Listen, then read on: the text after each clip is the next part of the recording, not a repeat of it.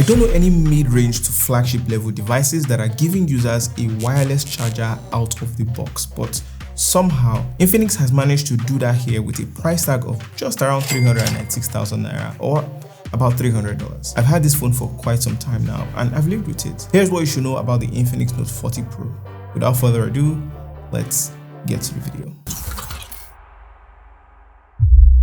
The unboxing experience of the Note 40 Pro is pretty interesting. You get the SIM ejector tool as expected, an envelope with a couple of documentations, and one more not so common thing you're also getting is a tempered glass screen protector. This is not something you see every day in new smartphone boxes. You also get this nice leathery case, and I'll talk more about that later in the video. Plus, you get some stickers. But before we get to the Note 40 Pro, we also have the MTN voucher for your free data. Underneath that is the 70-watt fast charger, the charging cable, and wired USB-C headphones. You think that that's everything you will get in the box, but there's another box. You have a wireless charging box, and I first saw this with the Infinix Note 30 Pro, where it came with this wireless charger. This time around, we get this wireless magnetic charger in the box, and the previous one wasn't magnetic, but this one is magnetic to the case of the phone, which is really cool. We'll talk more about this later in the video. For now, the Note 40 Pro is in this Titan gold color. The design of the Note 40 Pro looks and feels like an upgraded version of the device from last year. I know there's a constant debate of whether curved screens are better than flat screens, but if we're going off how this device looks, I think this is a 10 over 10. When it comes to the design, you'll be attracted to the chromic look, the shiny look around the edges of this phone and all the sides, and especially the rear camera bump area as well. It protrudes, it's polarizing, it's square, and you either are a fan of it or you can't stand the look of it. The case is leathery, it's soft, and it doubles as the magnetic hold for the wireless charger. You get a design that is reminiscent of what you have on like the iPhone with the iconography here specifically, and it just feels like this is something cool that you have in your hands. As the perfect finisher for this design, the Infinix Note 40 Pro has an IP53 rating for splash, water, and dust resistance, which is something you might want to take a second look at.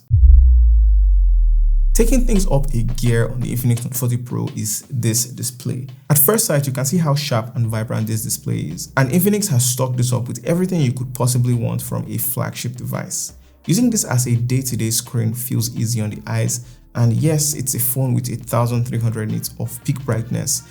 It will be okay for you in the sun, and I wasn't too bothered by the 6.78-inch screen. It's curved and have a normal sized hand that can reach everywhere in the corner. And I'm glad they also gave us an AMOLED display that refreshes at 120 Hz. Anything less would have made a lot of people look over this phone and just look for the next best thing. I know I ask this a lot, but if you were to choose between a curved screen and a flat screen, which one would you choose? Just drop a comment below. I mentioned that this is a curved screen phone, and that makes the screen to body ratio look kind of futuristic. And it's clever on the eyes. When you're doing something like watching a movie, for instance, it seems to disappear, making it a little bit more immersed, making you a little bit more immersed when you're watching stuff. Infinix is quoting 93.6% screen to body ratio here. The screen resolution though, if you're curious, is 1080 by 2436 pixels. Aside that, these are specs you would have gotten some time ago in like a flagship device. And speaking of watching something, the sound here is said to be designed in collaboration with JBL. It's stereo sounding and it actually sounds fair. Now, what about performance? Here you are getting a MediaTek Dimensity 7020 chipset, and this octa-core chipset is designed to prioritize battery life. And while the performance is not on the bad side, it is not for heavy lifters either. When you play Call of Duty Mobile, the graphic quality settings are restricted to just medium, since as I mentioned, the chip is not the most powerful. On the upside though, the 120 Hz refresh rate allows you to get the high frame rate settings that sort of makes up for this. Playing at the highest available setting does not bother this phone at all. We ran through several gaming sessions without any lag, and on average daily usage we didn't find any setback in the time that we've had it in the studio. For storage you're getting 250 GB, and for RAM you're getting 8 GB of RAM. Definitely not the most mind-blowing numbers in this category, but it's just enough to meet your needs. Overall, the performance features that you get on the Infinix Note 40 Pro will be decent for the most part, and especially that battery life. The Note 40 Pro series will receive 2 major Android version upgrades and 36 months of security updates globally, so you'll get up to Android 16. And hey, I think that's not bad at all. So the battery on the Infinix Note 40 Pro is a 5000 mAh one, and it didn't disappoint. I already mentioned earlier that the Dimensity 7020 chipset that we get on this device is designed to get the best out of the battery life of your smartphone. So coupling this with a pretty big battery means that you will not have battery worries for a long time with the Infinix Note 40 Pro. I have to say that it has amazing standby time. In the time we've had this in the studio, we took a lot of pictures, we took some videos, we watched a lot of videos, and we scrolled social media. Now, we've only had to charge this battery once in around 3 days, or once in every 3 days. Charging this device gets quite interesting. The Infinix Note 40 Pro comes with a 70-watt charger in the box, which is great. But beyond getting a tasty charger, Infinix took things a step further by designing a special system that they are calling All-Round Fast Charge 2.0. Basically, it's done to manage power better and allow charging to be a little bit more efficient. One thing caught my attention in the multi-speed system that Infinix offers here. So depending on your specific situation, you can work with a low temperature charging that ensures that your phone stays healthy. The temperature is good during the charging session. It does mean that your phone will charge relatively slower though. For slightly faster charging with a more balanced performance, you can switch to the smart charging mode. Infinix says that this will take your device from 0 to 50% in 20 minutes. And based on our test, this was almost there. The charging speed that we did in the studio here went from 0 to 41% in that 20 minutes. Charging speeds will vary for different conditions, so I guess that kind of makes sense. For the fastest charging speed, you can switch to hypercharge, and Infinix claims that this mode will take your phone from 0 to 50% in just 16 minutes. Now, based on our test, it went from 0 to 50% in 20 minutes, which is just 4 minutes shy of the advertised number, and in 40 minutes we went from 0 to 92%. Another option for charging this phone, of course, is wireless charging, as I mentioned, and I really like how the wireless charger looks and how it magnetically snaps to the back of the case. This is called a mag pad, and because the case is magnetic, it is called a mag case. This is actually a 15-watt wireless charger, and you can keep this at your bedside and just plop your phone on it before you go to bed, so you don't have to fiddle with cables. And from my understanding, you can actually charge this phone wirelessly up to 20 watts, but this is 15 watts. Now, what did this charge the phone up to? So from 0 to 100%, it charged the phone in 2 hours and 33 minutes. So if you're going to bed, I think that's plenty. You'll sleep for more than 2 hours and 33 minutes. I think it's okay. Of course, there's love in sharing, and you can use your Infinix phone to wirelessly charge other devices. So it's a form of reverse wireless charging, of course, and it will charge at a maximum rate of 5 watts. But when it comes to cable, wire to wire, it will charge at 10 watts. To top all this off, Infinix added some safeguards to make sure that you are getting the very best out of the battery of your phone. So one is bypass charging mode that allows you to, use your phone while it's charging and taking power straight to the motherboard, bypassing the battery. You can watch videos, play games while this is charging without raising the temperature of your device. Although it kind of sounds scary in a way. There's also an AI charging protection that gets your battery up to 80% when you're asleep, and it then controls the charge to get to 100% carefully, so it doesn't you don't overcharge your phone.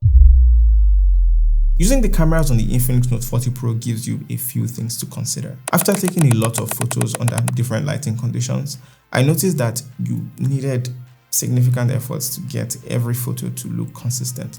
On the spec sheet, there are 3 cameras here on the back of the device. You have a large 108 megapixel sensor with 2 additional sensors or 2 additional cameras, both 2 megapixels, and they will help with portraits and macro. The flash is very bright and it has this colorful circle here that lights up when you're charging your phone or when you activate the AI or when you have a notification if you're looking at the back of your phone. It also shows for music and gaming as well. Like I said, I took some photos with the Note 40 Pro and here they are. When it comes to standard images with people on the Note 40 Pro, it does look okay in bright lighting and it looks okay when you zoom in. Now, when it comes to portrait mode, a lot of the background blur is evidently applied digitally, and that is consistent with the very sharp edges that distinguishes the subject, obviously, from the background. You can also see that this separates you from the background, makes it look like you were cut out of the background. And if you compare it to the selfie, the results are also consistent in that regard, where it looks like you are cut out from the background and it is significantly blurred. You can actually see the lines. The 108 megapixel sensor still gives you a lot of room to get as much detail as possible from the shots both near and far, and you will surely need steady hands to get good shots, good images with this guy, and you might end up getting something vibrant like this. Okay, so what about when it gets dark? Infinix did have a lot to say about the night capabilities of this device, so we had to go to an arcade and we took some shots. First off, I think they tried with the image processing. Yes, there's some noise in the image, but it just has good element distinction within it, and I like that. However, this may not hold up when you zoom to capture. When you take a steady shot in an arcade with a lot of colors, I think you will get a lot of sharpness, but you will not get a bright image. But if you turn on night mode, you will get brightness, but you will not get sharpness. And the shots look very smooth. These are sort of the standard trade-offs that you will get in many mid to flagship devices. Now, taking shots with people at night is something that I really love Infinix to improve upon. But when we got outside, we were quickly reminded of how bright lighting will aid this camera. Now, this is what the video quality looks like on the Infinix Note 40 Pro at 2K 30 frames per second. Let me know what you guys think about this video quality in the comment section below. Looking at both stabilized and unstabilized videos side by side, you definitely have to turn on stabilization, as you will not have any usable footage if you don't use something like a tripod or have something to hold your phone in place. Recording videos on this, while it's sharp, focus still needs more attention, especially when it comes to handheld videos. At night, however, a lot of the imperfections are not bare and it does look bright and usable. What do you guys think of the image quality in general though? And for a price tag of 396,900 naira with 8 gigs of RAM and 256 gigabytes of storage, would you consider it? Or would you go for the lesser Note 40 that is 327,900 naira, which has similar storage but is not a curved display and some other things are missing? Which one would you consider? I'll have all the details of each phone in the description below, so just check and give your thoughts in the comment section below.